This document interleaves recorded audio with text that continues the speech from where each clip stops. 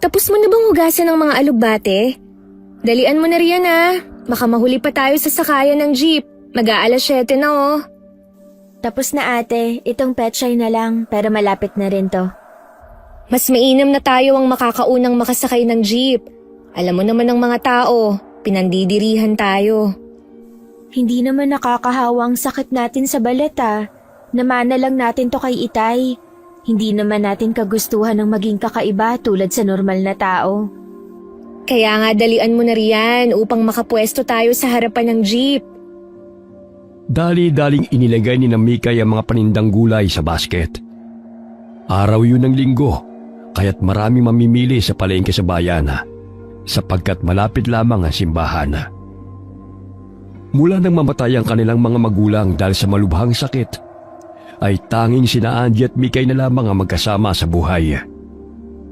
Hindi na rin sila nakapagtapos ng pag-aaral dahil mas minabuti na lamang nilang magtinda ng mga gulay. Dahil sa panunukso ng mga mag-aaral at malayo rin ang paaralan sa kanilang tinitirhan. Kahit tag-init ay mahabang bestida at mahabang manggas ang sinusuot ng magkapatid. Tinatakpan rin nila ng belo ang kanilang ulo dahil madalas ay tampulan sila ng tukso at hindi nakakaligtas sa panguusig ng mga tao. Patakbong tinungo ng magkapatid ang jeep at agad na umupo sa harapan nito. Nagulat si Angie nang bigla siyang hilahin ng isang ali. Aray! Ano ba yan? Kami po ang naunang sumakay rito. Hoy kayo! Umalis kayong dalawa riyan! Matatakot ang mga pasahero sa inyo Mamalasim pa ang pamamasada ng asawa ko! Magbabayad naman po kami, Aling Rita. Sa susunod na jeep na lang kayo sumakay! Tignan nyo Ayaw sumakay ng mga tao dahil sa natatakot sa itsura nyo! Hala baba! Bumaba na kayo! Bumaba na lang tayo ate. Sa susunod na jeep na lang tayo sumakay. Hindi. May pamasahe tayo, kaya may karapatan tayong sumakay rito. Bababa kayo o gusto nyo pang kaladkarin ko kayong dalawa? Wag na Ale, aalis na kami ni ate. Inakay na lamang ni Mikay ang kapatid upang bumaba ng jeep. Galit na tinitigan ni Angie si Rita habang bitbit ang mga basket na naglalaman ng mga gulay. Pinagtitinginan sila ng mga tao dahil sa pambubulyaw ni Rita sa kanilang magkapatid.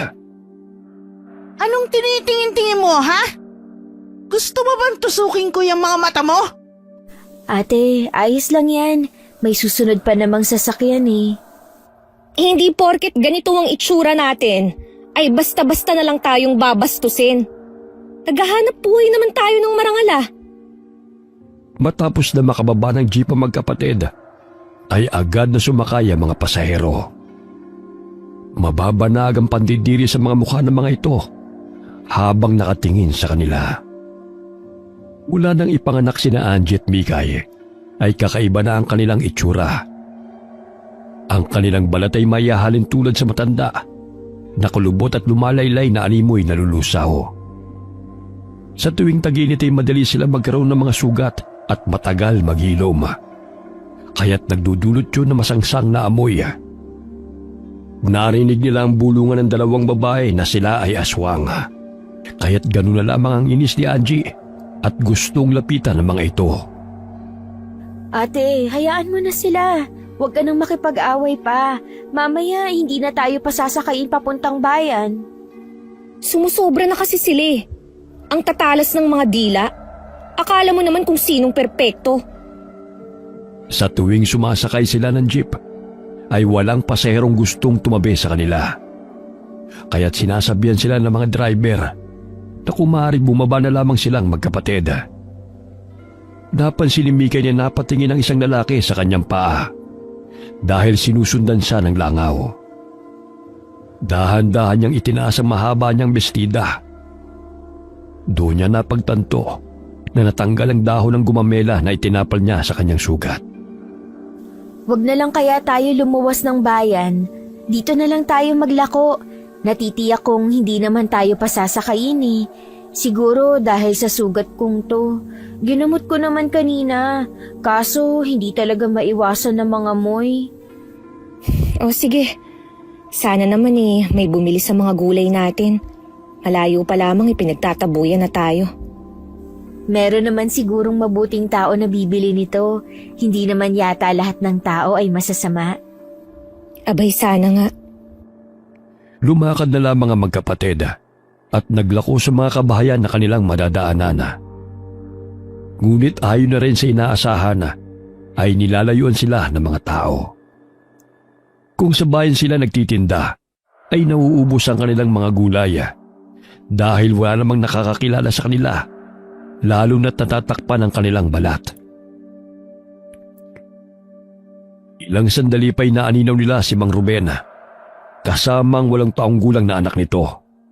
Kaya't dali-dali nilang tinungo ang tindahan ng mag-ama. Mang Ruben, baka gusto niyo pong bumili sa amin ng mga gulay. Sariwa po itong pechay at alugbate. Gamot din po ito sa alta presyon. Umalis na kayo rito. Marami na kaming gulay sa bahay. At saka nakita nyo naman na may tindahan ako. Marami akong delata rito. Kahit isang bugkos lang ho. Wala pa po kasi kaming benta. Kahit pambili lang po ng sabon at bigas. Umalis na kayo. Mamaya mahawa pa ang anak ko sa sakit nyo. Nako, Mang Ruben. Hindi naman po nakakahawa ang itsura namin Basta umalis na kayo. Hindi ko kailangan ng mga tinitinda nyo. Sumapit ang tanghali. Ngunit wala pa rin nabebenta ang magkapatid. Kaya't napagpasya nilang umuwi na lamang sa kanilang bahay. Wala nang laman ng lata na pinaglalagyan nila ng bigas. Kaya't niluto na lamang nila ang mga gulay na kanilang inilalako. Ay, buhay. Napakalupit ng mundo sa mga katulad natin. Hindi na nga nabiyayaan ng normal na itsura, pinandidirihan pa ng mga tao. Makakabawi rin tayo bukas. Sa ngayon, pagtiyagaan muna natin ang mga pechay at alugbate. Mabuti't may makakain pa tayo. Ay, siya nga pala. May ginawa akong langis ng niyog dyan kagabi. Ipahid mo sa iyong balat nang sa gayon ay hindi magbitak-bitak at magkasugat. Salamat ate. Kaya siguro tinatawag nila tayong aswang dahil sa nagpupunas tayo ng langis. Hindi nila alam na gamot natin to upang hindi magkasugat-sugat ang ating balat. Tayo palagi ang pinag-iisipan ng masama. Samantalang sila nga ang may normal na itsura. Ngunit parang may sakit naman sila sa utak. Inabukasan ay muling tumungo ang magkapatid sa paradahan ng jeep. Hindi pa man sila nakakasakay, ay inaabangan na sila ni Rita sa kanilang daraanan. Mababanag ang galit sa mukha ng babae at padabog silang sinugod dito. Hoy mga abnormal! Kayo ang dahilan kung bakit sumakit ang tiyan ko kahapon! Abay, Aling Rita! Nagkakamali po kayo! Wala kaming alam sa pinagsasasabi mo! Magmamaang-maangan pa kayo? Kampong kayo ng dyablo! Siguro inusog niyo ako, no? Usog? Tinatablan ka ba nun? Sa tanda mong yan? Piloso po ka pang impacta ka, ha? Ano, ha? Ha? Bruha ka talaga! Sinabunutan ni Rita si Angie. Gayon na lamang ang pag-awat ni Mikay sa kanilang dalawa. Dahil sa takot sa kanilang magkapatid, ay hindi nakialam ang mga pasaherong naroon at hinayaan na magsabunutan sina Angie at Rita. Umiiyak na pinipigilan ni Mikay ang babae na sumusugod sa kanyang kapatid. Ngunit pati siya'y sinaktan din ng babae. Ginudngod ni Rita ang mukha ni Mikay sa lupa, dahilan na masugatan ito sa pisngi. Ayan! Nakikita niyo ba kung anong itsura ng mga impaktang yan? Nakakatakot! At pwede din kayo mabiktima ng mga demonyong yan! Gusto pa akong patayin! Kaya pati kayo, mag-ingat sa kanila! Tama na po! Hindi po totoo ang sinasabi niyo. Marahil may nakain kayong panis o kaya hindi kayo natunawan. Huwag naman po kayong mamintang ng ganyan. Gagawin niyo pa akong sinungaling, ha? Wala akong nakaing panis. Matapos ko kayong makaharap kahapon, bigla na lang sumakit ang tiyan ko. At panay ang pagsusuka ko. Sa itsura niyong yan, hindi maipagkakaila na kampon kayo ng demonyo. Hinay-hinay ka sa pananalita mo. Mabuti nga sa'yo yan. Nagtataka nga ako kung bakit hindi ka pa namatay eh. Sa taba mong yan, nagtataka ka pa kung bakit sumakit ang iyong tiyan? Masiba ka kasi sa pagkain kaya ka nagkakaganyan. Isisisi mo pa sa amin ang sanhi ng katakawan mo. At gusto mo pa talaga akong mamatay, impacta ka? Lumayas kayo sa baryong to! Dahil hindi kayo nararapat na mamalagi rito! Ikaw ang lumayas dahil napakasama mo! Hoy! Para lang alam mo, hindi ka maganda tulad ng inaakala mo! Kumakapanlait ka sa amin ah! Tumambad sa harapan ng maraming tao ang kakaibang itsura ni Angie nang hilahin ni Rita ang suot nitong belo. Kaunti lamang ang tumutubong buhok sa kanyang ulo at iilan din ang hibla ng kanilang pilikmata. Nakikita niyo ba ang itsura nila? Hindi ba't masahol pa sa hayop? Siguro mga aswang ang mga yan. Walang iya ka talaga! Ikaw ang asal hayop! Mas masahol pa sa hayop ang ugali mong baluga ka! Akala mo naman kung sino? Ang taba naman at ang itim pa ng batok! Yan ba ang itsura na ipinagmamalaki mo? Normal ka nga kung maituring. Ngunit ikaw ang normal na tao na may pinakapangit na itsura sa paningin ko. Ate, tama na. Umalis na lamang tayo rito. Wala tayong kalaban-laban sa babaeng yan. Umiiyak na inalalaya ni Mikay si Angie upang tumayo. Dumugo ang bibig nito dahil sa malakas na sampal ni Rita at may galos din ito sa pisngi. Napakasensitibo ng kanilang balat dahil madali lamang silang magkasugat. Umalis na kayo! Nakakadiri yung mga itsura ninyo! Sinusundan pa kayo ng mga langaw! Kung aswang man ako, hindi lang usog ang aabutin mo sa akin. At hindi ikaw ang tipo kong kakainin. Dahil puro sebo at libag ang nasa katawan mo. Walang aswang ang nanaisin na gawin kang pagkain. Nakakadiri ka rin. Kasing baho ng bunganga mo ang ugali mo. Tama na ate, baka mapano pa tayo rito. Tingnan mo, ang dami nilang nakatingin sa atin. Bakit kasi pinanganak tayong ganito eh? Sa dinami-rami ng tao sa mundo, tayo pa ang nagkaroon ng ganitong itsura. Kaya gano'n na lang tayo kung pahiyain ng babaeng yan. Dahil sa pagwawala ay hindi na malaya ni Rita na maapakan ng matandang babae. Nandidilat pa ang mga mata nito nang mapasulyap sa matanda. Hindi man lamang ito humingi ng paumanhin at tanging matalim na tingin ang iginawa dito sa matandang babae. O sige na, sumakay na kayo. Mula na ang malademonyong magkapatid. Huwag na kayo matakot, pinalis ko na sila. Hinay-hinay ka lang, Ineng. Dahil may nasasaktan ka na. Sasakay ba kayo, Lola, o hindi? Ano pa ang tinitingin-tingin mo sa akin? Hinay-hinay ka sa pananakit sa iyong kapwa. Baka yan pa ang dahilan na ikalulugbok mo. Ano bang pinagsasabi mo, tanda? Nakikita mo ba ang itsura ng magkapatid na yun? Kampon sila ng demonyo. Kaya dapat lang silang paalisin bago pa sila makasakit ng tao.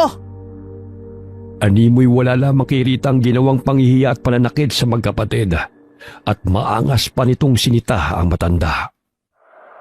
Sumakay ng jeep ang matandang babae, ngunit hindi pa rin naaalis ang paningin nito kay Rita.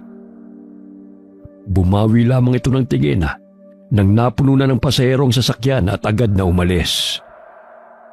Inagabihan matapos na maghapunan ay nagulat si Rita at ang asawa nito na may malakas na kalabog na nagmula sa kanilang bubungan. Tila yumanig ang kanilang bahay, kaya't dali-daling lumabas ng bahay ang kanyang asawa upang tignan kung sino may kagagawan noon. Maya-maya'y may nakita siyang anino na tumalilis ng takbo at nagkubli sa kakahuyan. Ganun na lamang ang takot ni Rita nang sabihin ng asawa nito ang nakita. Marahil binalikan ako ng impaktang magkapatid. Nasisiguro kong sila yon. Ilang sandali pa'y naanino niya si Mang Ruben na humahangos na tumatakbo kasama ang panganay nitong anak. Kaya't tinanong niya ito kung saan patungo ang dalawa. Inaapoy ng lagnat ang bunso kong anak. Ang sabi ng albularyong gumamot sa kanya natipuan daw siya ng aswang. Napansin kong patungo siya rito kaya't hinabol namin. Ganun ba? Kani-kanina lang may napagawi rito. Sumampa nga sa bubong at tumakbo papunta sa kakahuyan. Naalala ko ng huling nakausap niya yung magkapatid na sina Angie at Mikay na bumili sa aming tindahan. Simula noon sumama na ang pakiramdam ng aking anak Kailangan natin puksain ang malademonyo magkapatid na yan. Sinasabi ko na nga ba't may matinding lihim ang dalawang yan Salot ang dala nila sa baryo natin. Kaya dapat sa kanila patayin. Dahil taginit ay tinubuan ng sakit sa balat ang mga tao, lalo na ang mga bata. Nanunuyot ang balat at nagbibitak-bitak, kaya't nilalabasan ng katas na nagdudulot ng masangsang na amoy. Isinisi na naman ng mga tao ang kumakalat na sakit na yon kina Angie at Mikay. Wala na talaga na idudulot na tama yung magkapatid sa ating baryo. Kung ano-anong mikrobyo ang dala nila. Ang dapat sa kanila patayin bago pa lumala ang kalagayan ng mga tao. Sa pangunguna ni Rita ay nakumbinsi niya ang kanilang mga kababaryo na sugurin ang bahay ng magkapatid. Gabi, mahimbing na natutulog sina Angie at Mikay. At walang kaalam-alam na may masamang pinaplano ang mga kababaryo sa kanila. Sama-samang tinungo ng mga tao ang bahay ng magkapatid. Mababanag ang puot sa mukha ni Rita nang isaboy ang gaas sa pawid na dingding. Kailangan natin sunugin ang malademonyo magkapatid na yan. Sa gayon wala na silang takas at hindi na kumalat ang sakit na dala nila. Tamang-tama mahimbing sila natutulog. Kaya't magagawa natin ng walang kahirap-hirap ang pagpatay sa kanila. Sinindihan ni Rita ang posporo at inihagis sa kubo. Dahil gawa yun sa magaan na materyales, kaya't agad na kumalat ang apoy. Nagising si Mikay na makaramdam ng init sa kanyang paanan. Namilog ang kanyang mga mata nang matupok ng apoy ang kanilang dingding, kaya't ginising niya si Angie. Ganun na lamang ang palahaw nilang dalawa habang pinapatay ang apoy na lumalamon sa kanilang bahay at suot na damit. Tulong! Tulong! Tulungan niyo kami pakiusap! Kahit anong pagmamakaawa ng magkapatid ay tila bingi lamang ang mga tao. Mula sa bintalay naaaninaw ni Angie na tumatakbo palayo ang kanilang mga kabaryo habang tinatalaw ang nagliliyab nilang kubo at pinapakinggan lamang ang kanilang palahaw. Hindi magawang makalabas ng kubo ang dalawa dahil sa mga kahoy na naglalaglagan. Marami na rin silang paso na natamo hanggang sa mahimatay si Mikay. Umiiyak na inakay ni Angie ang kapatid. Nahihirapan may pilit niyang kinarga si Mikay sa kanyang likod at tiniis ang sakit sa nalalaplos niyang balat. Nakalabas ng kubo si Angie.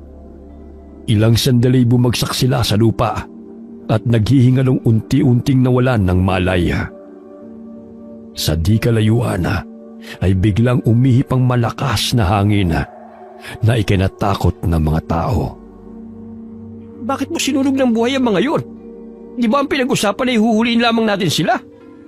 Huwag na natin pahirapan pa ang mga sarili natin. Kahit papano wala nang kahirap-hirap sila mawawalan ng buhay na hindi nababahiran ng dugo yung mga kamay nyo. Lalo na't kung anong mikrobyo ang pinapakalat ng magkapatid na yan. Mas mabuti na sunugin sila. Tara, umalis na tayo rito. Natitiyak ko hindi na mabubuhay ang mga yan. Samantala, pasinok-sinok na naghihingalo si Angie dahil sa nalapnos ang kanyang balat sa bunitong katawan. Naramdaman niyang may likidong dumampi sa kanyang bibig hanggang sa tuluyan na niyang nilagok ang ipinapainom sa kanya. Kung gusto niyo pang mabuhay at makapaghigante sa mga taong gumawa nito sa inyo, inumin niyo ang sariwang dugo na ito na siyang magbibigay sa inyo ng lakas.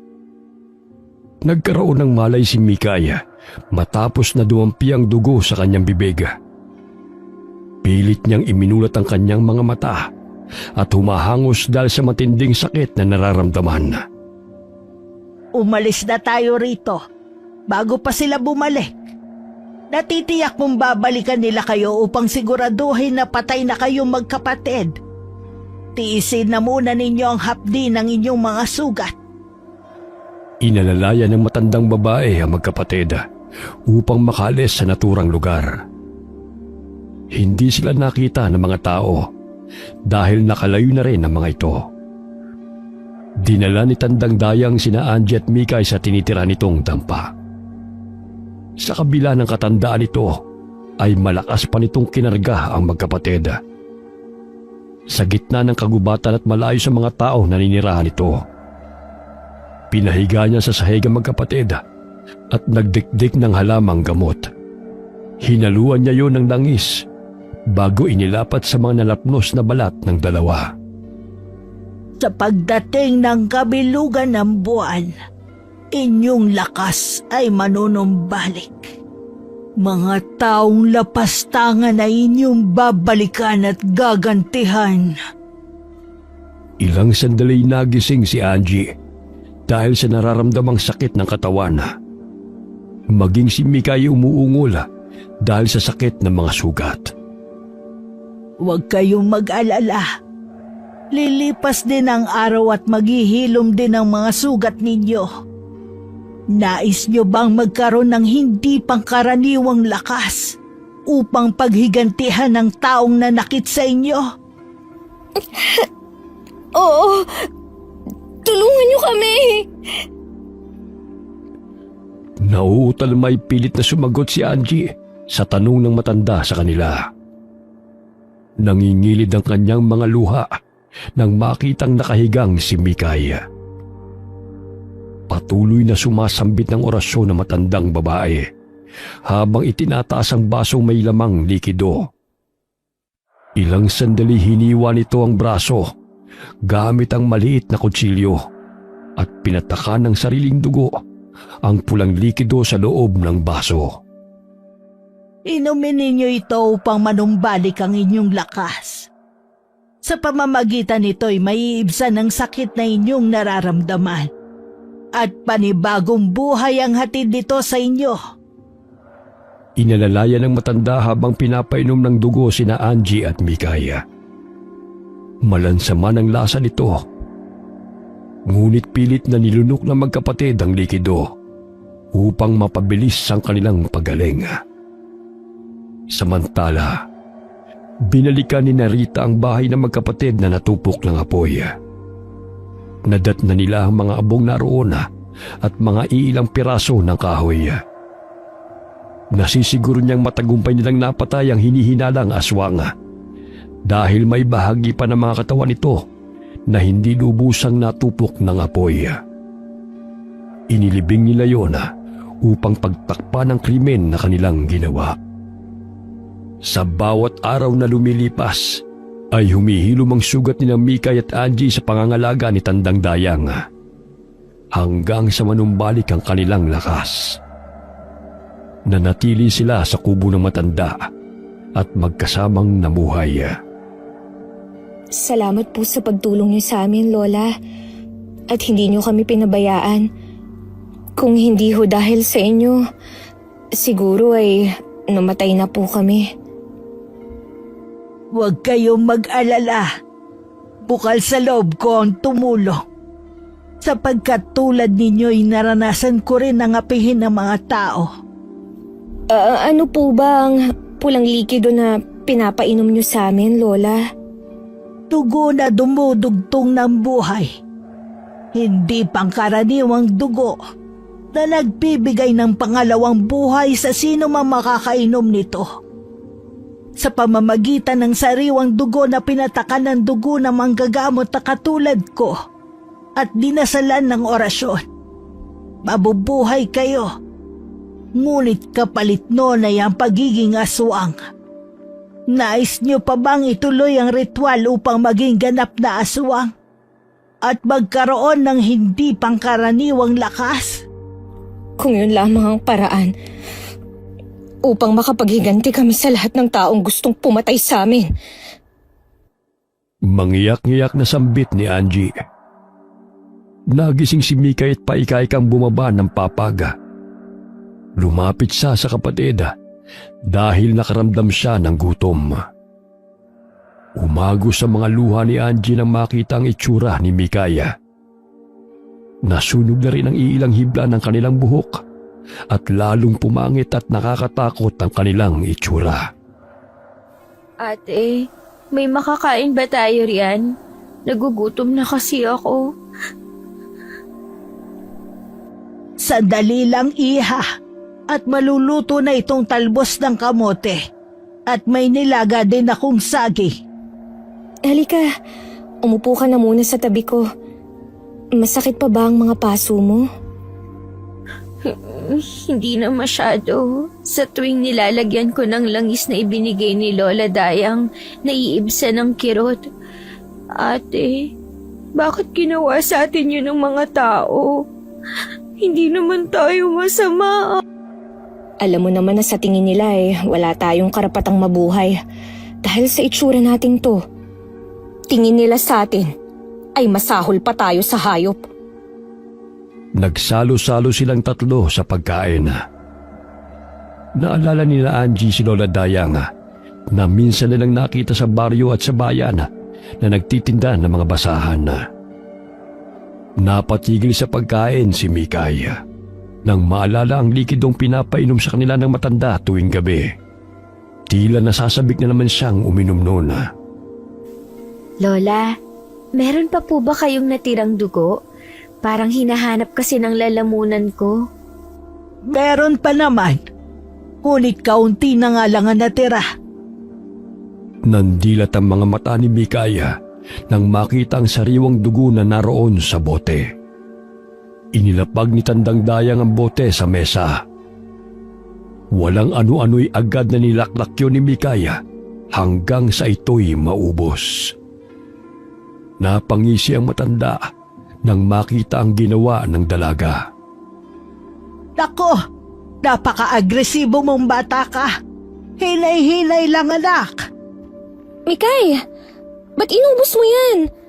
Parang serbesa lang kung laklakin mo ang dugo Pasensya na kayo, ate. Natakam lang kasi ako. Hindi ko mapigilan ang aking sarili.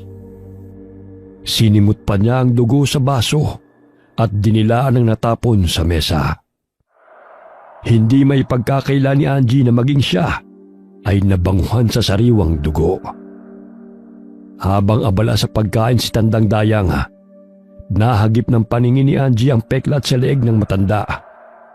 Animoy hulma ng lubid.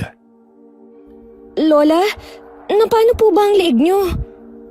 Ito. Alaala ko sa mga taong gustong pumatay sa akin. Binitay nila ako dahil nahuli ako ng isang matandang lalaki sa silong ng kanilang bahay. Kaya nga lang nakatakas ako. Hindi ko na ililihim sa inyo mga ineng na isa akong aswang. Hindi kagaya ng dati ang lakas na nananalaytay sa aking katawan. Sapagkat matanda na ako. 92 na ako. Kaya't masaya ako natagpuan ko kayo. Sa gayon ay may papasa ko sa inyo ang kakayahan ko. Lalo na't inaapi pa kayo ng mga tao. Makakatulong ito sa inyo. Yun ay kung gusto ninyo makapaghiganti sa kanila. Kahit ano pa ang paraan ng paghihiganti. Basta't babalikan ko sila. Pagbabayaran nila ang ginawa nilang to sa amin. Umaagos ang mga luha sa pisngi ni Angie habang naaalala ang kanilang paghihirap. Nag-iisa na rin sa buhay si Tandang Dayang dahil namatay rin ang asawa at anak nito ng tugisin ng mga tao. Kailan ba kami magiging isang ganap na aswang? O paano namin malalaman na aswang na nga kami, Lola? Hintayin nyo lamang ang takdang panahon. Kusa magpapalit kayo ng anyo pagsapit ng dilim. Habang tumatagal ay ganun na lamang ang pananabik ni Mikay at Angie sa sariwang dugo. Katulad ng sinabi ng matanda, ay napaka-agresibo ni Mikay. Maging ang mga ibon ay hindi niya pinapalampas. Umaakit siya sa mga puno upang manghuli ng mga ibon at kinakagat ang mga ulo at sinisipsip ang dugo. Mikay! Bumaba ka na nga riyan. Kanina ka pa kain ng kain dyan eh. Tingnan mo nga ang itsura mo oh. Halos mapuno na ng dugo ang damit mo. Sandali na lang ito ate at bababa na ako. Kahit sumisikat ang araw ay ganun pa rin ang pagkatakan ni Mikay sa sariwang dugo. Hindi nakakaligtas sa kanya ang mga hayop sa gubat. Madalas ay nanguhuli ito ng mga baboy ramo at sinisipsip ang sariwang dugo nito. Animoy unggoy lamang siya na umakyat baba sa puno. Dali-dali siyang pumasok ng bahay at binigyan ng kapatid ng nahuling ibon. Habang tumatagal ay naghahanap na ng sariwang dugo ang sikmura na magkapatid at tila hindi na napapawi ng dugo ng hayop ang kanilang pagkauhaw. Nababatid na nila na nananalaytay na sa kanilang katawan ang pagiging aswang. Ano kaya kung iisa-isahin natin ang mga taong gustong pumatay sa atin? Hindi na kasi ako nakukontento sa dugo ng mga hayop. Para bang may kulang? Ano? Papatay tayo? Yung mga taong walang ginawa, kundi ang husgahan at maliitin tayo. Ngayon tayo maghihiganti sa kanila. Pero paano? Baka mahuli nila tayo at muli tayong patayin ng mga yun. Bakit? Magpapahuli ba tayo? Ang alam nila'y patay na tayo. At wala silang ideya sa ating pagbabalik. Nilamon ng puot ang puso ni Angie. Sa tuwing sumasagi sa kanyang mga balintatawang mga mukha ng mga taong kanyang naaaninaw habang tinutupok sila ng apoy. Hindi pinakinggan ang kanilang paghingi ng tulong habang sila'y naghihingalo. Kalagitnaan ng gabi. Nagising ang magkapatid nang biglang may malakas na kalabog na nagmumula sa labas ng kanilang bahay. Lumabas sila ng kubo at dooy tumambad sa kanilang paningin ang isang aswang. Buhag-hag ang buhok nito at nanilisik ang mga matang nakatingin sa kanila. Tumutulo pa ang malagkit na laway. Ilang sandali pa'y unti-unti itong nagbago ng anyo. Bilang si Tandang Dayang. Lola, wala po bang nakasunod sa'yo? Baka matuntun nila tayo rito. Huwag kayong mag-alala, maingat ako. At saka inililigaw ko ang mga tao bago ako umuwi rito. Matagal na akong naninirahan sa lugar na ito. Ngunit wala pang nakakaalam na dito ako namamalagi. Ganun po ba? Basta mag-ingat po kayo, Lola. Napamangha ang magkapatid sa tuwing nagpapalit ng anyo bilang aswang si Tandang Dayang. Malakas pa ang katawan nito sa tuwing nagiging ganap na aswang at nakakayanan pang magpalipat-lipat sa mga puno. Kadalasan ang binibiktima ni Tandang Dayang ay yung mga taong mapanakit, matapobre at mapangapi. Hindi siya katulad sa ibang uri ng aswang na pumapatay ng mga inosente. Ramdam ni Tandang Dayang na hindi magtatagal ay magiging ganap ng aswang ang magkapatid at magpapalit na ito ng anyo. Sa pamamagitan ng kanyang mahikang itim ay nilinlang niya ang paningin ng mga taong gustong pumatay kina Angie at Mikay. Hinagisan niya ng puno ng saging ang loob ng bahay habang nilalamon ng apoy. Sa paningin ng mga tao ay natitirang katawan yun ng magkapatid at yun ang nilibing ng mga ito. Tinuruan sila ng matanda ng iba't ibang uri ng mga orasyon at mga halamang gamot na maaari nilang gamitin.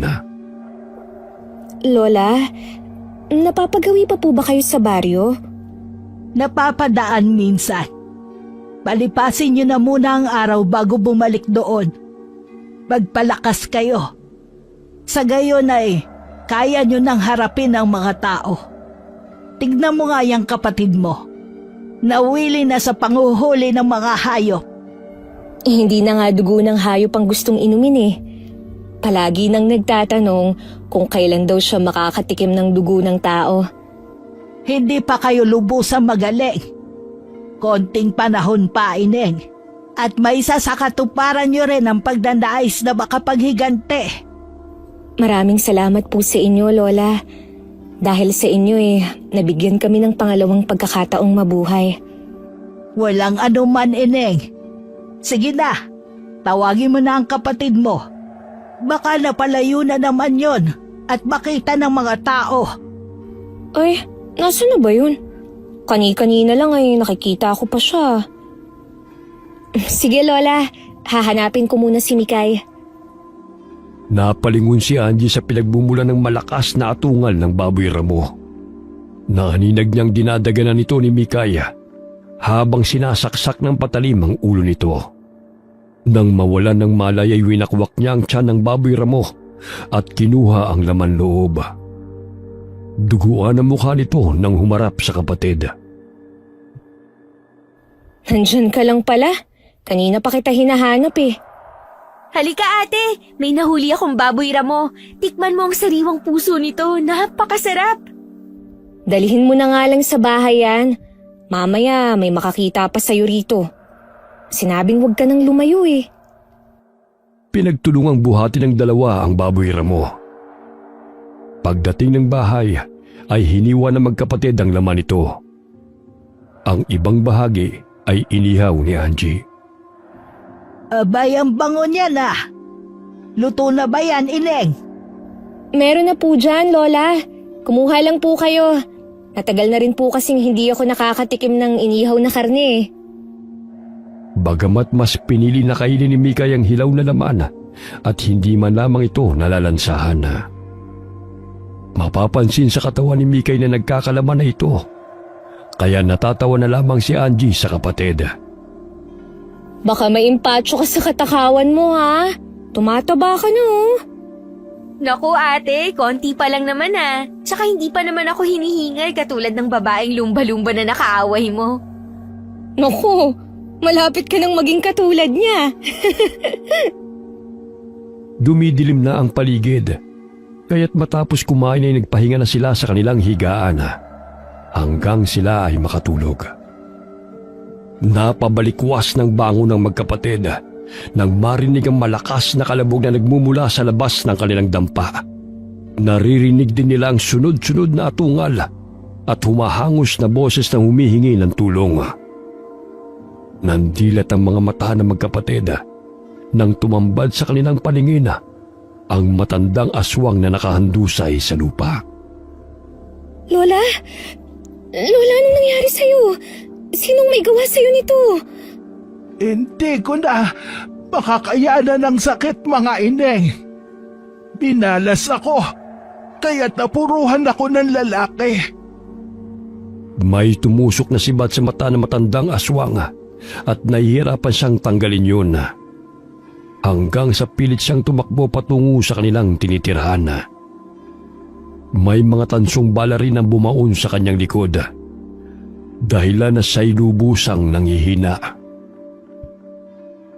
Natitiyak ko katapusan ko na at hindi na ako sisikatan pa ng araw. Magkagayon, May. Ingatan ninyo ang inyong sarili. Mas malakas kayo kaysa sa akin dahil bata pa kayo. Kaya't makakayanan nyo silang labanan. Lola, gagamutin po namin kayo. Huwag niyo po kaming iwan. Yung dugo po na maaaring dudugtong sa inyong buhay, paiinumin ko kayo. Hindi na ako tatablan noon. Gusto ko na rin magpahinga, mga anak. Ikinagagalak ko kahit sa sandaling panahon nakasama ko kayong dalawa. Nagtulungan ang magkapatid na bunutin ang sibat na bumaon sa mata ng matandang aswang. Subalit hindi na ito tumagal pa at binawian ng buhay. Ganun na lamang ang paghihinagpis nilang magkapatid habang niyayakap ang matandang aswang.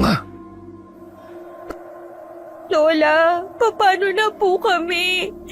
Kayo na lamang po ang aming pamilya. Tapos iiwan niyo pa kami.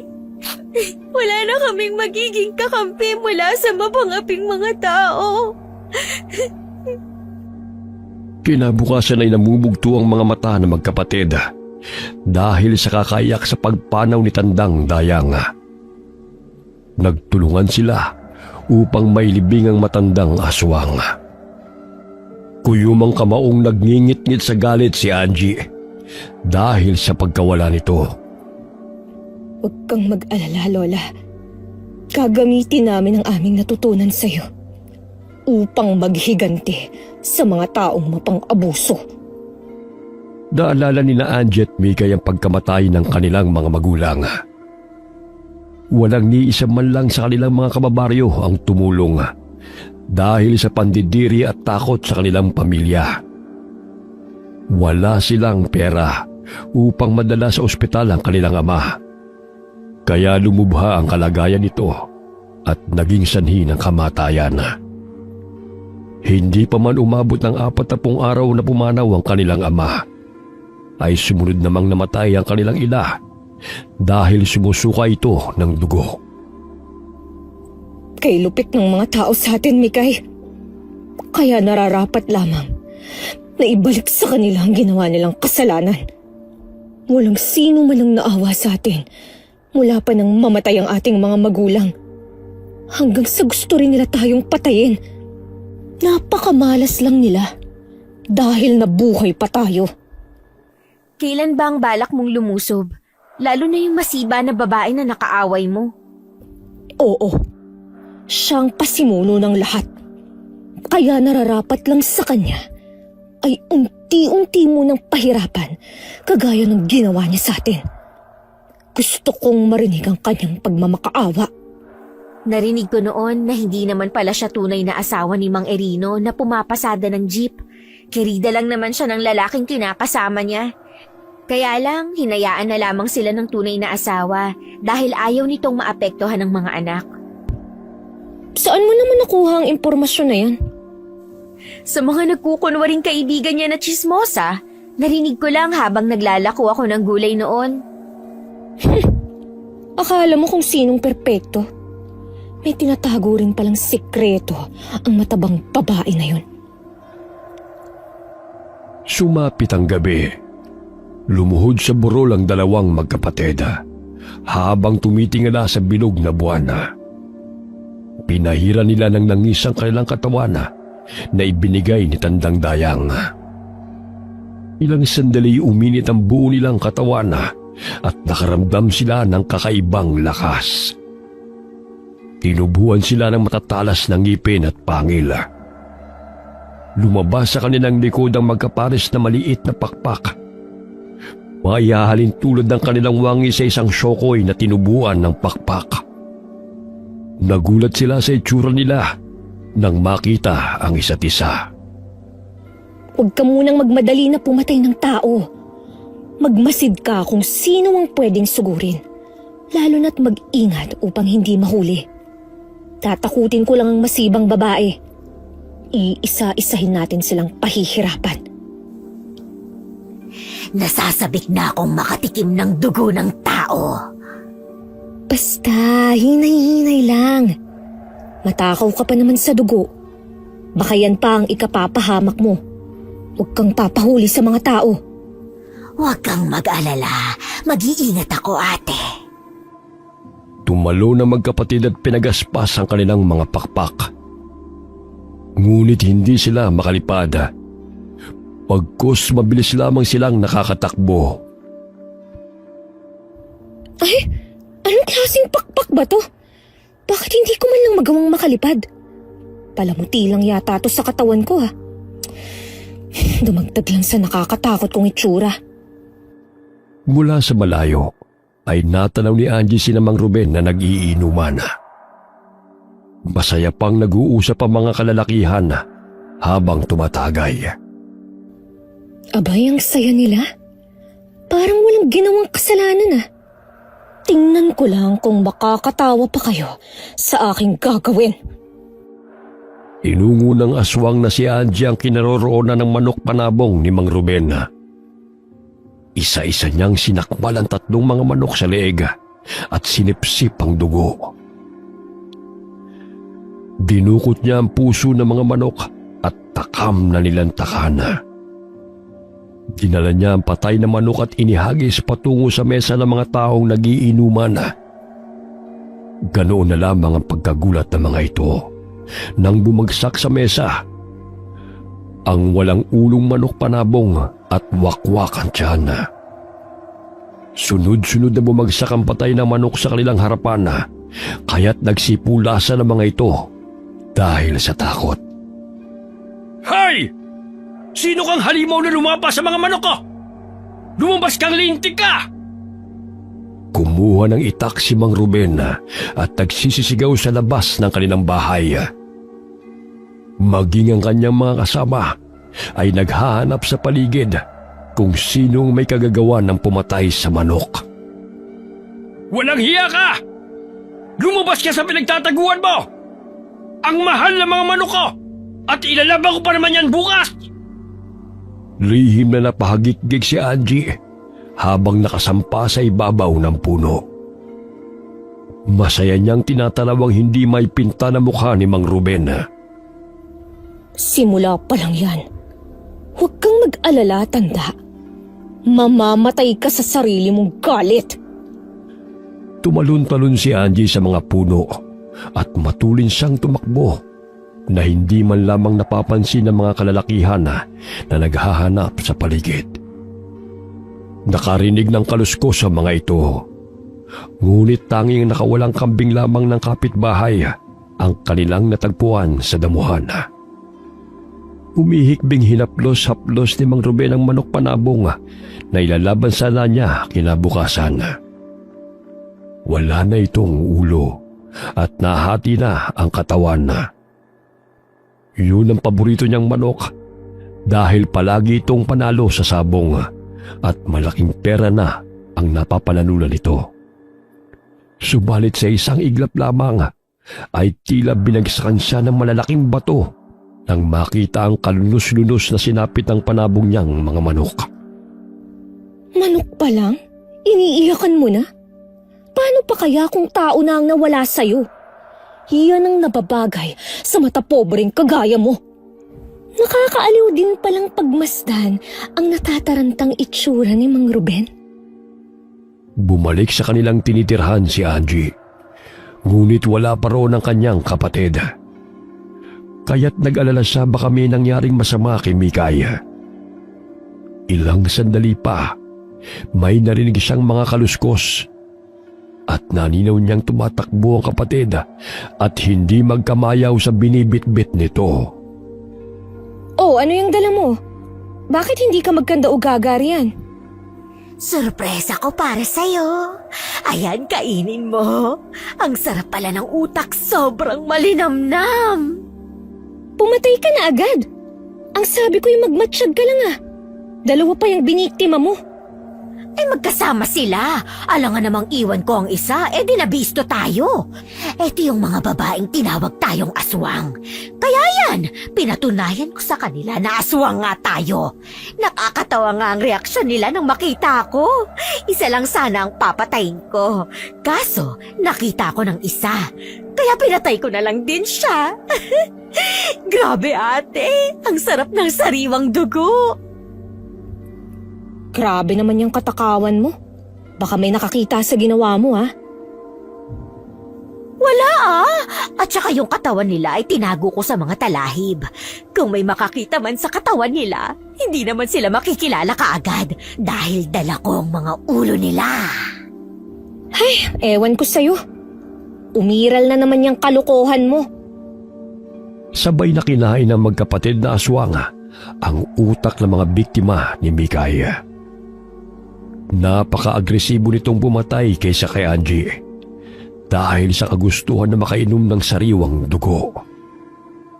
Marahil ay naparami ang pagpapainom sa kanya ni Tandang Dayang ng dugo, kaya't nagkaganoon si Mikay. Kinabukasan ay tila hindi makakilos sa magkapatid dahil sa kabusugan. nanibago sila sa pagkain ng lamana at pag-inom ng sariwang dugo. Samantala, nagimbal ang mga taga-baryo dahil sa natagpo ang bangkay na wala ng ulo. Naging palaisipan sa kanila kung sino ang may kagagawa noon. Marahil yun din ang pumatay sa aking mga alagang manok, Panabong. May aswang na naman na naghasik ng lagim dito sa ating baryo. Pambihira! Pero sino naman yun? Gayong napatay na natin ang pinaghihinalaan nating mga aswang. Maaaring narito lang din, nakikisalamuha sa atin. Matinding takot na naman ang bumalot sa baryo. Pagpatak ng 6:00 ng gabi, ay wala nang masyadong tao ang gumagala sa daan dahil sa takot sa aswang. Naging palaisipan sa mamamayan kung sino ang pumatay sa 2 bangkay na natagpuang pugot. Namumutla ang katawan ng mga ito na animoy sinimutang dugo sa kanilang mga katawan. Ilang araw na natili ang magkapatid sa kanilang tinitirahan sapagkat batid nilang inaabangan ng mga tao ang pagbabalik ng sino mang pumatay sa 2 babae. Kaya't gustuhin mang umalis ni Mikaya, ay pinipigilan siya ng kapatid upang hindi ito mapahamak. Mainit pa tayo sa mga mata ng mga tao. Sa susunod na araw na lang kapag tinamad na sila sa pagbabantay. Makakatikim ka ulit ng sariwang dugo. Pagtiyagaan mo na lang ang mga hayop sa gubat. Malasa kasi ang dugo ng tao. Nauumay na ako sa dugo ng mga ibon at ahas. Kaysa naman mahuli ka at ikaw naman ang pugutan ng ulo. Sinasabi ko sa'yo, huwag masyadong magmadali. Sige ate, sa susunod na araw na lang. Basta dadamihan ko para naman may maiimbak tayo rito. Anong dadamihan? Ikapapahamak mo yung iniisip mo. Huwag masyadong masiba. Sige ka, magiging katulad ka ng matabang si Rita. At hindi ka na makakatakbo ng mabilis kapag mataba ka na. Napakamot ng ulo si Mikay at sumimangot. Kumuha na lamang siya ng saging at naglaga upang yun na muna ang kanilang kakainin sa pananghalian. Habang nagluluto'y sumagi sa kanyang isipan ang matabang babaeng si Rita. Napasulyap siya sa kapatid at sinabi ang gusto nitong gawin. Ate, ano kaya kung litsunin natin ang babaeng nakaaway mo? Bagay yun sa kanya. Ako na ang bahala sa kanya. Huwag mo siyang pakialaman. Dahil may plano ako na tsak na magugustuhan niya. Anong plano naman yan? May mga ganyan ka pang nalalaman. Lantakan mo na lang agad para wala nang poproblemahin. Hindi ako katulad mo na sugod lang ng sugod, no? Gusto ko kasi siyang pahirapan. Yung mababaliw siya sa takot habang nagmamakaawa. Paano kung hindi yun mangyayari? Tapos ikaw pa itong masaktan niya ulit?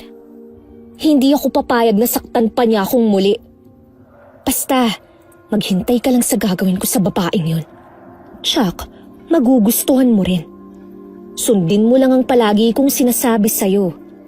Huwag kang pumatay ng mga bata at yung mga taong walang kasalanan sa atin. Hindi ko yan nakakalimutan. Kahit na sobrang bango pa ng mga bata at nakakatakam. Dahil ayokong manakit ng mga bata at maranasan nila ang kalupitan tulad ng ating dinanas. Di mabuti. Dahil nagkakaintindihan tayo. May ginawa akong langis dyan. Nagbibitak-bitak na naman yung balat mo. Pahiran mo na agad bago pa magkasugat. Dinalhan ng bulaklak ni Mikay ang puntod ni Tandang Dayang. Ilang araw pa lamang ito buhat ng pumanaw, kaya't labis ang pangungulila nilang dalawa. Hindi man nila kaano-ano ang matanda, ngunit ito pa ang nagpakita ng malasakit sa kanila. Sa kabila ng pagiging aswang ito, ay may kabutihan pa rin nananalaytay sa pagkatao na matanda, na hindi nila naramdaman sa mga taong nakapaligid sa kanila. Alam mo ate, kahit papano, napakaswerte natin dahil dumating sa ating buhay si Lola. Kung hindi dahil sa kanya, siguro'y naging abo na rin tayo. Kaya nga sa muli nating pagbabalik sa baryo, Titiyakin kong mangingilabot ang mga taong gustong pumatay sa atin. Ngayon natin masasabi na hindi lahat ng mga aswang ay masasama, kagaya ni Lola Dayang, dahil siya lamang ang nagparamdam sa atin na tayo ay may karapatang mabuhay muli. At hindi lahat ng normal na tao ay mabubuti. Pisikal na itsura lang nila ang maayos tingnan. Ngunit napakaitim ang budhi. Sinabi mo pa, kaya dapat sa kanila ay patayin at gawing pagkain. Wala na talagang lumalabas sa bibig mo kundi pagkain. Nababagot na kasi ako rito eh. Gusto ko na ng dugo. Nakakaumay na ang puro dahon at dugo ng hayop ang ating kinakain at iniinom. Tsaka huwag kang mag-alala. Ang binibiktima ko naman ay puro halangang kaluluwa.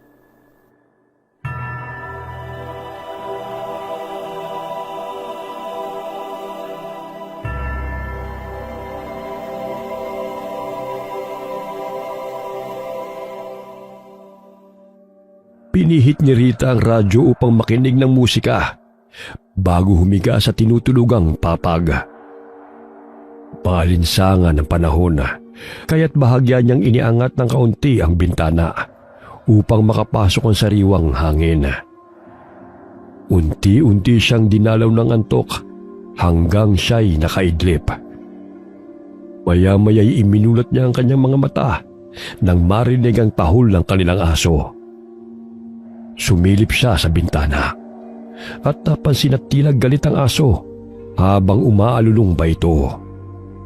Kaya't ginising niya ang kinakasamang si Erino, ngunit mahimbing pa rin itong natutulog. Naisipan niyang lumabas ng kanilang bahay upang patigilin sa pagtahol ang kanilang aso. Ngunit tumindig ang kanyang mga balahibo nang maalalang nangyari sa manok panabong ni Mang Ruben. Posible kayang nakikita ng aso ang aswang? Kung gayon marahil malapit lang dito sa bahay. Isinarado nito ang bintana at nagtalokbong ng kumot. Ilang sandali pa'y tumahimik ang aso. Kaya't sumilip siyang muli sa bintana.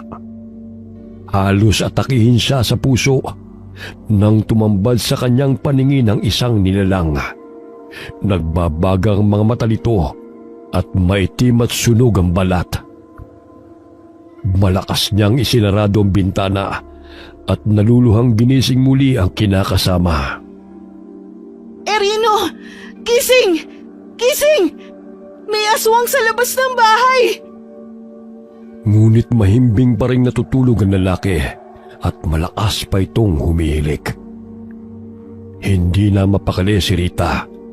Nadagdagan ang kanyang takot nang marinig ang nakakakilabot na hagikik ng aswang malapit sa dingding. Kumatok pa ito ng paulit-ulit. Pagbuksan mo ko, sapagkat ako'y nauuhaw. Sino ka? Anong kailangan mo sa amin? Kailangan kong mapawi ang aking uhaw. At ang dugo mo lamang ang tanging sagot sa aking problema. Umalis ka! Wala kang mapapala sa akin! Hindi ako masarap! At sinong nagsabi sa'yo na masarap ka? Ha? Binutas ng aswang ang dingding, kaya't gano'n na lamang ang panginginig sa takot ng babae. Patuloy niyang ginigising si Erino, ngunit hindi pa rin ito nagising. Lingid sa kaalaman ng babae na ginamitan ng orasyon ng aswang ang lalaki upang mahimbing itong makatulog sa pamamagitan ng palipad hangin. Ngunit sa panaginip nito ay gising siya at naririnig ang boses ni Rita. Kaya tanging ungo lamang ang sinasagot ito sa babae. Gamit ang mahabang kuko'y binutas ng aswang ang dingding. Kaya't gano'n na lamang ang sigaw at paghingi ng tulong ng babae. Ngunit tila walang nakakarinig sa kanya. Halos mamaos na siya sa kakasigaw, ngunit walang taong lumapit upang siya'y tulungan. Sumampa ang aswang sa bubong at binutas din yun. Ganoon na lamang ang palahaw ng babae nang bumagsak sa kanyang harapan ang putol na ulo ng aso. Nasurpresa ka ba? Gusto mo bang danasin ang paghihirap na sinapit ng aso? Lubayan mo na ako! Pakiusap! Huwag mo kong patayin! Naminog ang mga mata ng babae nang makitang humabang dila ng aswang at lumalapit ito sa kanya. Napasandal siya sa dingding dahil sa takot.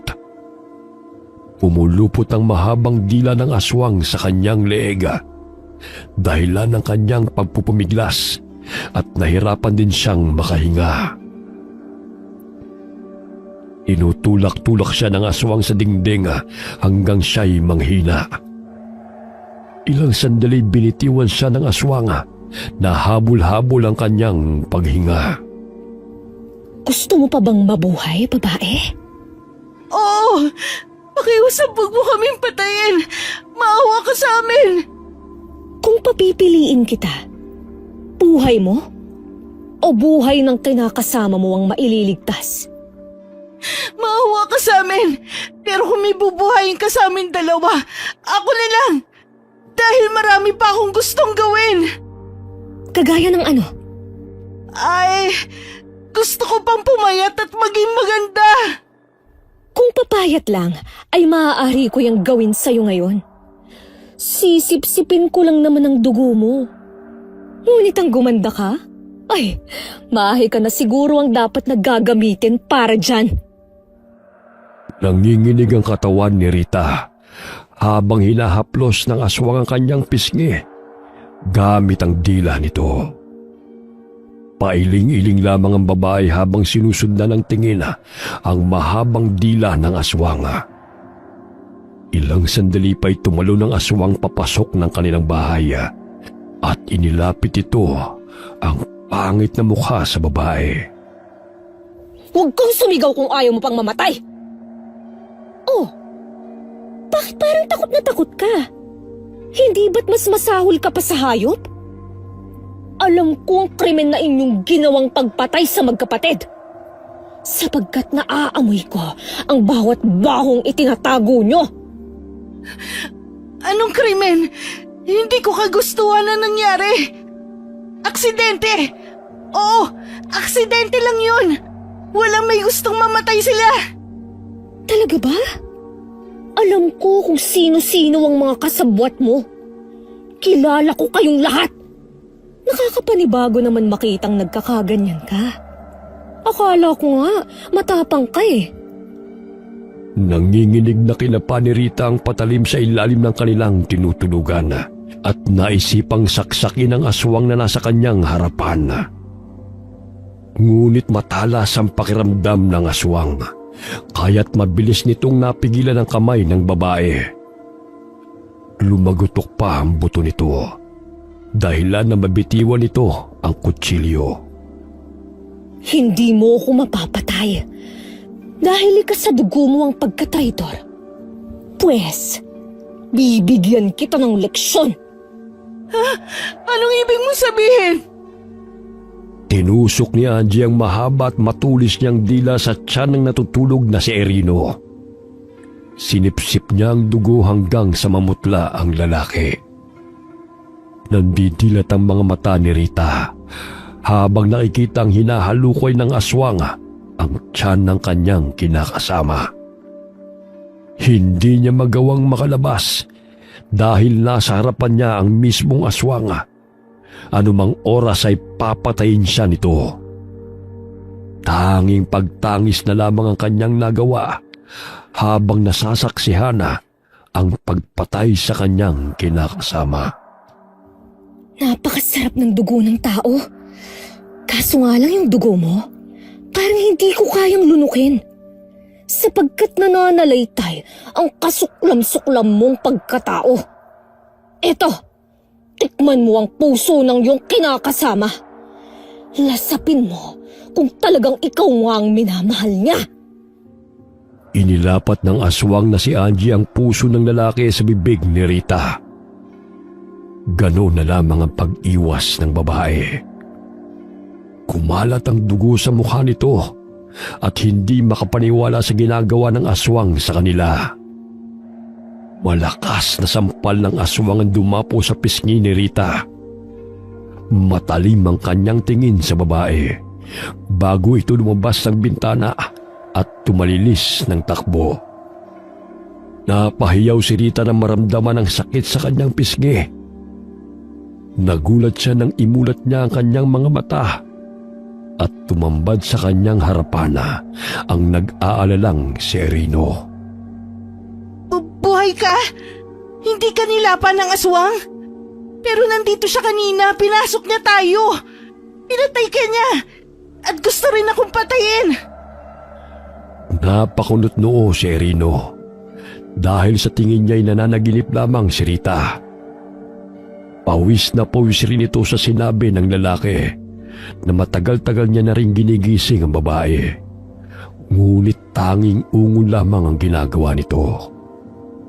Sa di kalayuan ay napapangisi si Angie. Tinusok niya sa bakod ang putol na ulo ng aso ni Narita at ginat-ngat ang laman loob nito. Tingnan ko lang kung hindi ka mabaliw sa gagawin ko sa'yo. Hindi pa kita papatayin dahil sisiguraduhin kong papahirapan kita. Bakit kasi hindi mo pa pinatay ang babaeng yan? Kung ako sa'yo, litsunin mo na yan para wala ka ng problema. Hayaan mo na lang ako sa gagawin ko sa kanya. Umpisa pa lang to ng kalbaryo niya. O sige, pahingi na lang yan. Parang masarap ang kain mo ah. Inagaw nito sa kapatid ang kinakagat na puso ng aso. Nabilaukan pa ito dahil sa katakawan. Malakas na hinampas ni Angie ang batok nito, kaya't tumilapo ng malaking hiwa ng puso na humarang sa kanyang lalamunan. Yan ang resulta ng katakawan mo. Nagmana ka na kay Rita. Mamaya hindi ka na matunawan sa pinaggagawa mo eh. Akala ko ba nauumay ka na sa laman at dugo ng mga hayop? Wala akong nakitang bibiktimahin, kaya pahingi na lang muna nito.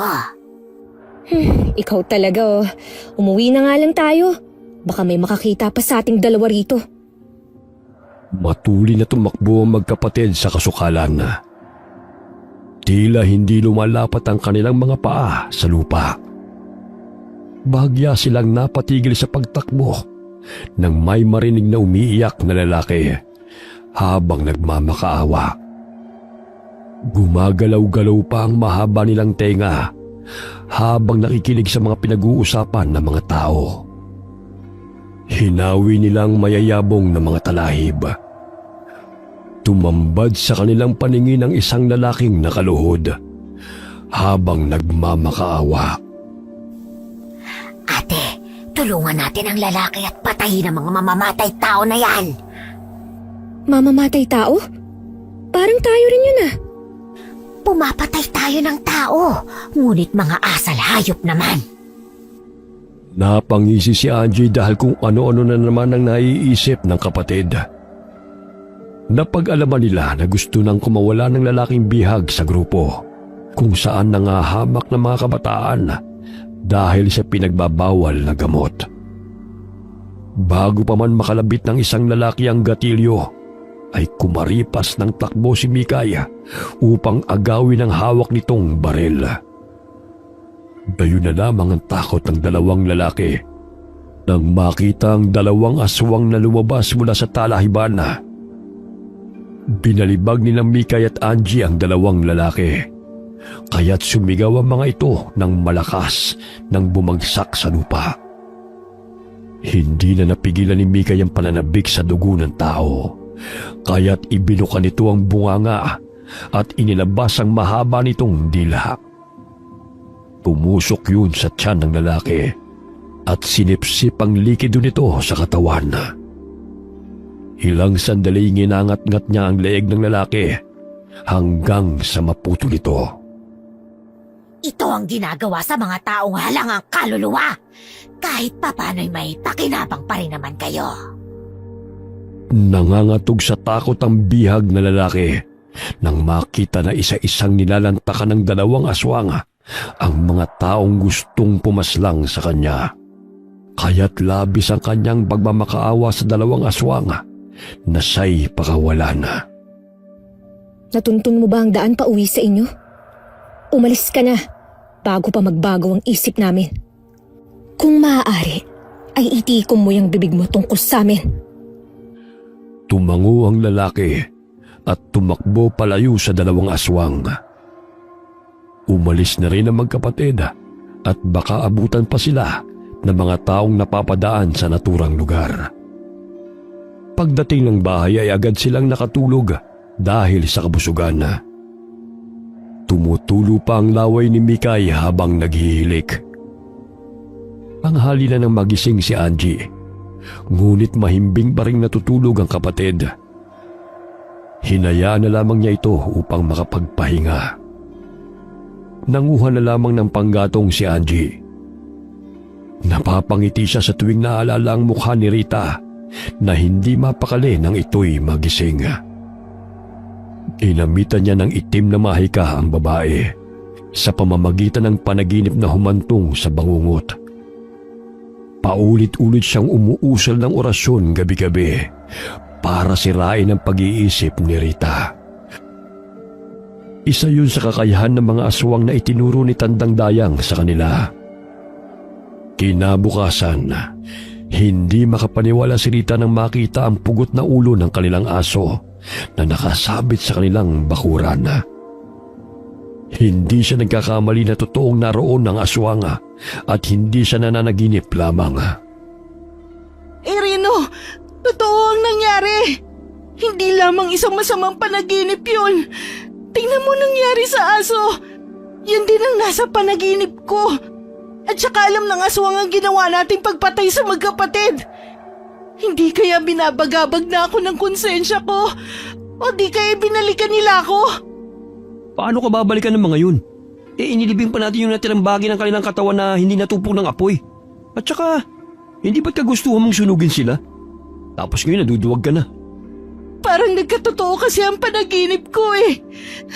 Katulad ng pugot na ulo ng aso. Pinugutan kasi ng aswang at kinain niya ang laman.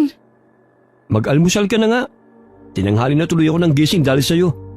Mamamasada pa ako oh. Sige, dito muna ako sa bahay. Sumama kasi ang pakiramdam ko eh. Ipahinga mo na lamang yan. Huwag ka na kasing kumain ng marami sa gabi para hindi ka na bangungutin. Hindi ka naman kasi nagpapaawat sa pagkain eh. Umalis ka na nga. Ang aga-agay sinisermonan mo na ako. Nabalitaan ni Mang Ruben ang nangyaring putol na ulo ng aso ni Rita. Kaya't ganun na lamang ang kanilang pangamba dahil sa aswang na gumagala sa baryo. Ang aso mo naman ang pinuntriyan ng aswang ah. Wala talaga sinasanto. Kaya kailangan natin magdoble ingat. Oo nga ho, Mang Ruben. Pero sino kaya ang posibleng aswang na gumawa nito sa ating mga alaga? At sa dalawang babaeng natagpo ang pugot? Marahil hindi taga rito. Siguro sa karating baryo nakatira. Sunod-sunod rin kasing may hindi kaaya-ayang nagaganap dito sa baryo. At wala naman tayong nakikitang kahina-hinala eh. Napahinto ang sasakyan na pinapasada ni Erino nang maninawang pares na paa na lumalabas mula sa mayayabong na damo. Bumaba siya ng jeep at ito'y kanyang nilapitan. Napatampal siya sa kanyang bibig nang sumambulat sa kanyang paningin ang magkapatong na kalalakihan na napugot ang ulo. Maging ang ibang mga pasahero'y nakiusoso at dumapit na rin kay Rino. Sino kaya ang mga taong to? Kamakilan lang eh, dalawang babaeng natagpo ang pugotang ulo. Ngayon, dalawang lalaki naman. Bumalik na lamang si Erino sa jeep at sinabihan ng mga pasahero na sumakay ng muli. Pinaandar niya ang sasakyan at dali-daling hinatid ng mga pasahero sa terminal bago tumungo sa estasyon ng pulisya. Walang nakakakilala sa dalawang lalaki. Bukod sa mga tattoo sa katawan, ay wala ng pagkakakilanlan sa mga ito. Sa di kalayuan, ay nagmamasid ang dalawang magkapatid mula sa nag-uumpukang mga tao. Dahil sa taas ng mga talahib, ay hindi sila nakita ng mga tao. Hindi ako nagsisisi na pinatay natin ang dalawang lalaking yan. Dahil kung hindi natin sila naabutan, natitiyak kong ang kawawang biktima ang kanilang napaslang. Alam mo bang pogi ang lalaking pinatakas natin? Sayang nga lang, hindi ko na itanong kung ano ang pangalan niya. Itigil mo na yung iniilusyon mo. Sa tingin mo ba'y sasagutin ka niya ng maayos? Takot lang sa'yo nun. At saka itatak mo dyan sa utak mo na walang magkakagusto sa atin. Lalo na't mas pumangit tayo dahil sa nalapnos na ang ating balat. Tingin ng mga tao sa atin ay halimaw. Kahit hindi pa tayo nagpapalit ng anyo bilang aswang. Kesyo napupugian lang eh. Kung ano-ano na agad ang litanya mo. Alam ko naman na hindi magkakagusto sa akin yun. Maiba ko. Nakita mo ba ang mukha ng Irino na yun kanina? Halos hindi maipinta dahil sa takot. Nakakatuwang pagmasdan ng kanyang reaksyon. Ano kaya kung abangan natin siya mamaya sa daan? Yun ay kung wala siyang kasama. Takutin natin siya. Tingnan ko lang kung iira lang katapangan niya. Napangisi ang magkapatid dahil sa kung ano-anong planong sumasagi sa kanilang isip. Niyaya ni Angie ang kapatid upang maghukay ng lupa gamit ang pinatulis na kahoy. Mahigit 1 oras nila yung ginawa at siniguradong malalim ang kanilang nahukay. Iuhulog natin siya dyan. Siguro'y sapat na yan upang hindi na siya makaakyat. Pwede na rin. Lampas tao na yan eh. Hindi naman siya katangkaran. Hintayin na lamang natin na mapadaan siya sa kalsada. Tingnan ko lang kung hindi magkanda-ugaga yung lumba-lumbang babaeng yan sa kakahanap sa kanyang minamahal. Porket walang lalaking nagmamahal sa'yo, ganyan ka na kung mag-isip sa kaaway mo? Ayaw mo ng happy ending sa kanilang dalawa? Loka-loka. Kung ano-anong pinagsasasabi mo riyan. Halika na't abangan natin ang Irino na yan sa daan.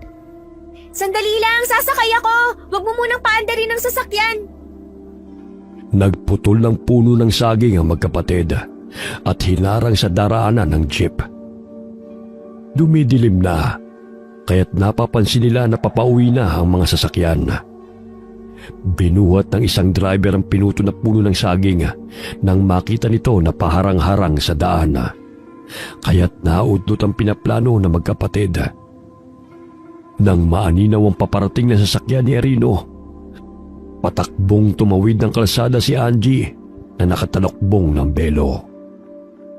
Agad na inapakan ng lalaki ang preno sa biglang pagsulpot ng babae. Lintik! Kung gusto mo magpakamatay, huwag ka naman damay! Bulag ka ba o bingin na hindi ka man lang tumitingin sa dinadaanan mo? Pasensya na po. Hindi ko sinasadya. Ano pang tinatayo-tayo mo dyan? Gusto mo pa talaga magpakamatay? Bakit ayaw mo umalis sa gitna ng kalsada? Dahan-dahang ibinaba ni Angie ang belo na nakatakip sa kanyang mukha at lumingon si lalaki. Nandilat ang mga mata ni Irino nang tumambad sa kanyang paningin ang nakasisindak na itsura ng babaeng nasa kanyang harapan. Halimaw! Sino ka? Lumayo ka sa akin! Sandali lang, sasakay ako! Huwag mo munang paandarin ng sasakyan! Halos atakihin si Irino sa puso hanggang mapasulyap sa isa pang pasaherong tumabi sa kanya. Kawangis ng babaeng humarang sa kanyang daraanan. Pinaharurot niya ang sasakyan, ngunit mabilis na tumalo ng babaeng nasa kalsada patungo sa ibabaw ng sasakyan. Sino kayo? Anong kailangan niyo sa akin? Bumaba ka na riyan at sumama sa amin. May sorpresa kaming inihanda para sa'yo. Halika na, Mang Irino. Bawat oras ay mahalaga sa ngayon dahil bilang na lang ang natitirang oras mo upang mabuhay. Sino kayo? Anong kailangan niyo sa akin? Wala akong kasalanan sa inyo! Talaga ba? Hindi mo na ba kami natatandaan? Hindi ba't kayo ang may pakana na patayin kami? Ngayon tingnan mo ang resulta ng ginawa ninyo sa amin. Gumanda ba kami o mas lalong halimaw ang tingin nyo sa amin? Nilalapit pa ni Mikay ang mukha nito sa lalaki. Akbang lalabas si Erino sa sasakyan upang tumakbo. Ngunit mabilis na nahablot ni Mikay ang kanyang paa. Huwag mo nang tangkain pang tumakas. Mahihirapan ka lang. Kinaladkad nila si Erino patungo sa kagubatan, kung saan malapit silang naninirahan.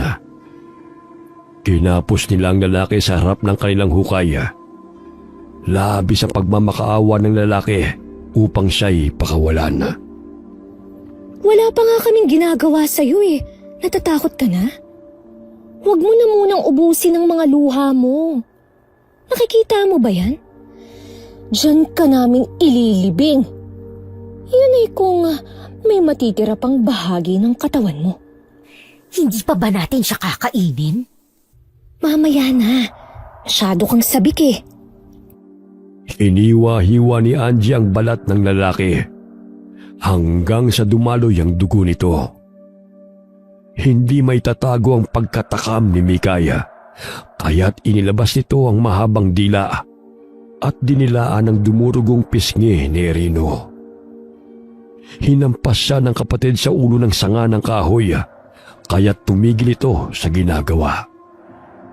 Aray! Kaunti lang naman mapanakit ka. Ang takaw-takaw mo eh. Pagsasagawa ko ng ritual, kaya huwag kang pasaway dyan. Bantayan mo ang ating bihag. Huwag mong lapain, ha? Mamaya masira pa ang plano ko eh. Sige, kakainin na nga lang, ang dami pang arte. Nagsimulang umusan ng ritual si Angie. Tumingala siya sa buwan habang umiikos sa dugo ang katawan ng bihaga. Binusalan nila ang bibig nito upang hindi makalikha ng ingay. Unti-unti niyang sinasaksak ang katawan ng lalaki gamit ang maliit na kutsilyo. Pasimpleng sinasalo ng dila ni Mikay ang mga dugong pumapatak sa lupa. Baliw din tong kapatid ko. Ayaw akong painumin ng dugo pero sinasayang naman. Naririnig kita! Tumahimik ka riyan! Ilang sandali pa'y uminit ang kanilang mga katawan. Lumabas ang kanilang matatalim at nakausling ngipin. Ang kanilang itsura ay mas lalong nakakakilabot dahil sa nasunog nilang mga balat. Dumagdag pa ang nakausli nilang mga pakpak at matatalim na mga kuko sa paa. Pinipilig-pilig ni Erino ang kanyang ulo dahil sa hindi makapaniwala sa dalawang aswang na nasa kanyang harapan. Nagsimulang dilaan ng magkapatid na aswang ang mga dugo sa katawan ni Erino. Pinigilan lamang ni Angie si Mikaya sapagkat tila uubusin nito ang likido sa katawan ng lalaki. Huwag mo na munang patayin. May dadalhin pa ako rito na ikasasaya mo. Ano na naman ba yan? Nagpapabitin ka na naman eh. Lantakan na lang natin ang lalaking ito. Maghintay ka. Diba gusto mo ng lechon? Dadalhin mo rito ang matabang babae? Tumango si Angie at pumalakpak si Mikay dahil sa pananabik. Sinigurado nilang walang makakita kay Erino, kaya't doon nila dinala malapit sa kanilang bahay. Hinigpitan nila ang pagkakatali. Nangihina na rin ang lalaki dahil sa mga sugat nito. Hayaan muna natin siya rito, sapagkat kukunin pa natin ang lechon. Alam kong matagal mo nang gusto yun. Ano pa ang hinihintay mo? Tara na! Kahit na anong pagpupumiglas ni Erino upang makalas ang tali, ay hindi niya magawang tumakas dahil sa higpit nun. Umaripas ng takbo ang magkapatid patungo sa bahay ni Rita. 9:00 na ng gabi, wala pa si Erino. Kaya't nag-alala na siya sa kinakasama at baka nawili na naman ito sa inuman. Lumabas siya ng bahay bit-bit ang gasera. Bahagya siyang napahinto nang may sumitsit sa kanya. Paglingon niya'y nagulat siya nang dumikit ang kanyang mukha sa mukha ng isang halimaw. Kumakbang siya patras at nabitiwan ang hawak niyang gasera. Kinurap-kurap niya ang mga mata at hinanap ang nilalang na kanyang nakita. Ngunit wala siyang naaaninaw sa paligid. Ano na ang nangyayari sa akin? Kung ano-ano na ang nakikita ko. Siguro dahil ilang araw na akong hindi nakakatulog ng maayos. Lumakas ang kabog ng kanyang dibdib nang maaninaw na may kamay na kumuha sa gasera sa lupa. Hindi siya nagkakamali dahil nakita niya ang sunog na kamay at may mahaba pa itong mga kuko. Sino yan? Magpakita ka! Anong kailangan mo? Talaga bang gusto mo akong makita? Ikaw ang kailangan ko, Tabatsoy! Dinaganan ng aswang si Rita at binusalan ng bunganga nito upang hindi makasigaw. Tinalian rin niya ng lubid ang bewang nito at mga paa. Nagtulungan silang magkapatid na hilahin ng babae. Ano ba yan? Ang bigat naman ng babaeng ito. Patayin na lang kaya natin. Kunin ang puso niya at iwan ang katawan. Pinahihirapan mo pa kasi ang mga sarili natin eh. Sundin mo na lang kasi ang ipinag-uutos ko. Para din sa'yo to. Siya, magiging masaya ka sa gagawin ko sa kanya. Napapangiwi si Rita dahil sa mga sugat sa kanyang likod. Hindi na niya matiis ang sakit na nararamdaman.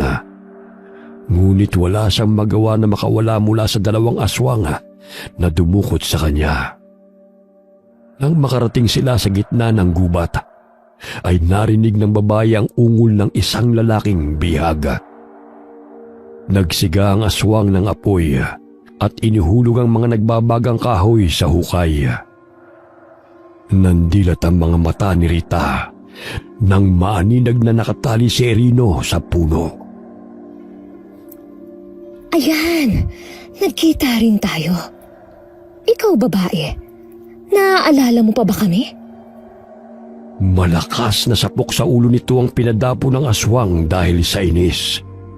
Dahilan na tumilapo ng busal nito sa bunganga. Nanginginig ang mga mata ni Rita nang makita ang malasokoy na wangis ng aswang.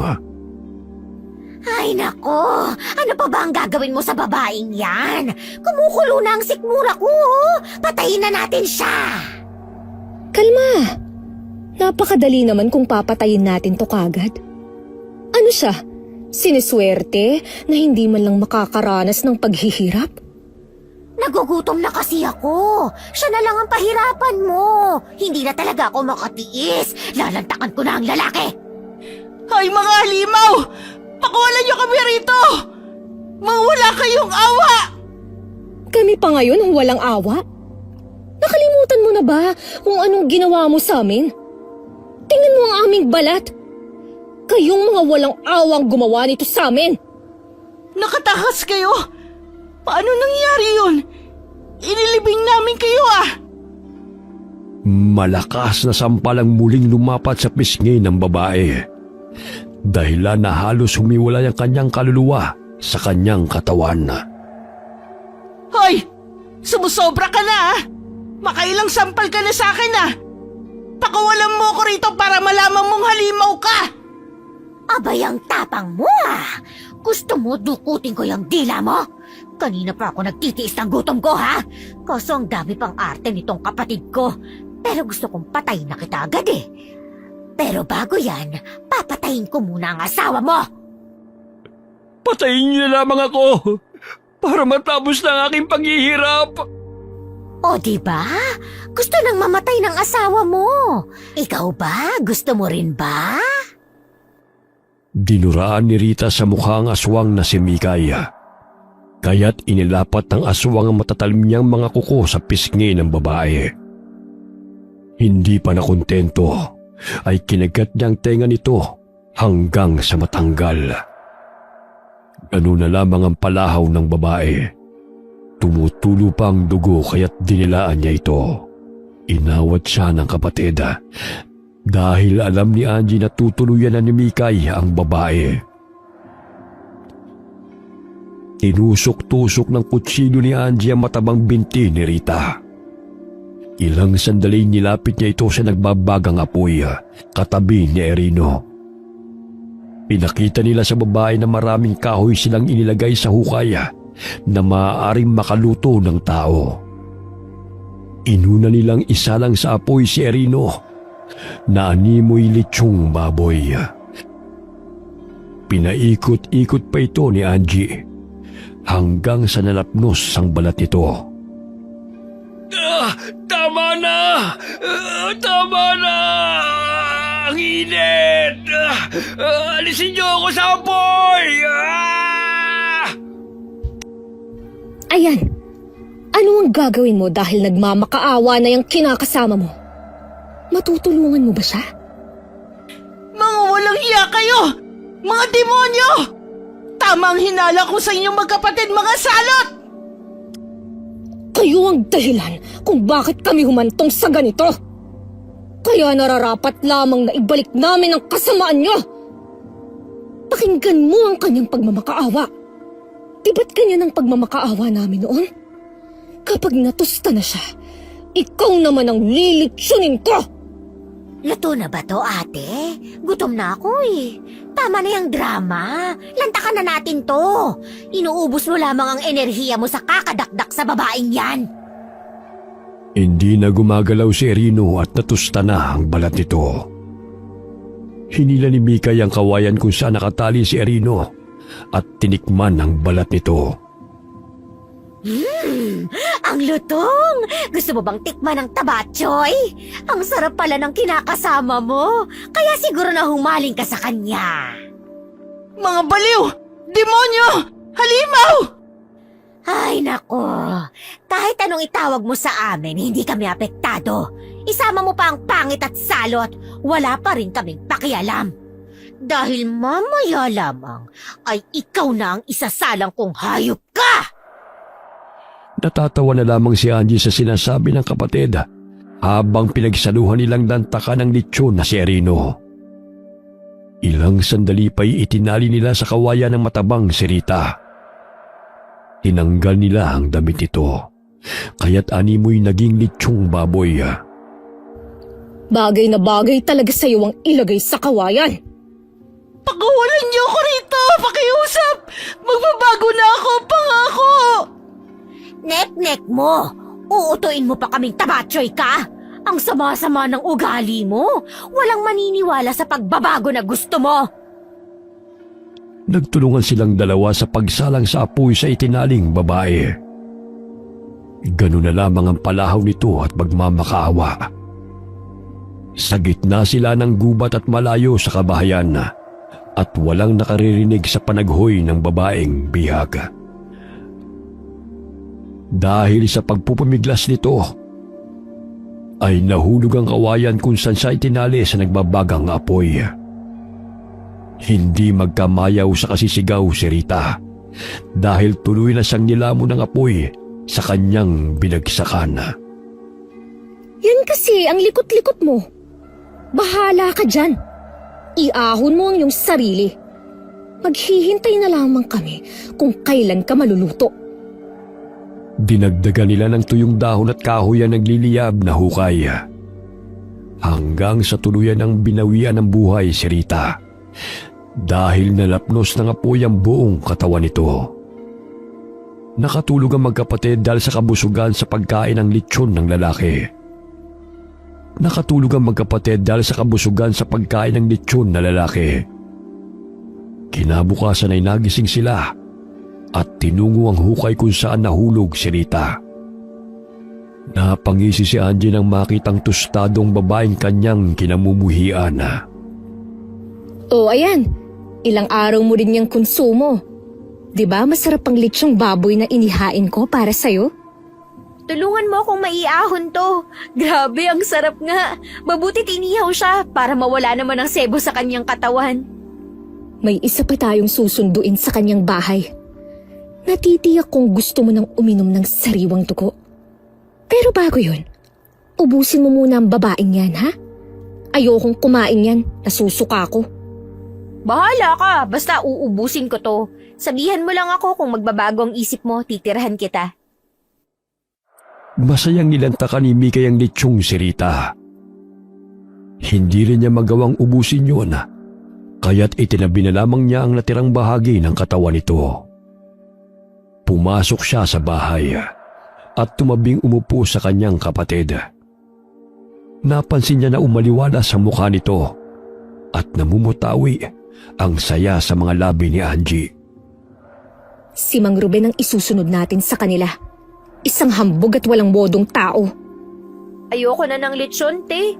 Gusto ko naman ang sariwang dugo at laman. Nakakaumay ang matabang ni lechon natin eh. Parang masusuka na ako.